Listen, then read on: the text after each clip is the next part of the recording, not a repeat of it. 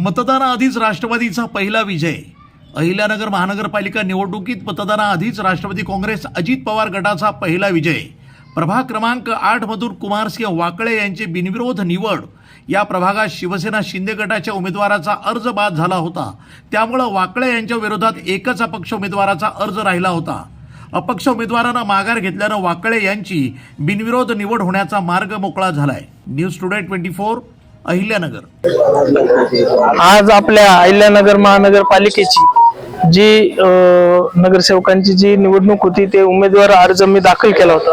तर 8 मधून मी उमेदवारी अर्ज दाखल केला होता, पण जनतेने या अहिल्यानगर शहरातील सर्व नागरिकांनी मला तिसऱ्यांदी परत या ठिकाणी सेवा करण्याची संधी या ठिकाणी दिली व माझ्या विरुद्ध जे अर्ज आले होते ते सुद्धा संग्राम भाईंनी जो मला निधी दिला आणि त्या निधीनुसार विकास कामं जे मी केले तर त्या विकास कामांमुळे मला त्यांनी साथ दिली, त्याबद्दल सुद्धा त्यांचे सुद्धा मी मनापासून आभार व्यक्त करतो।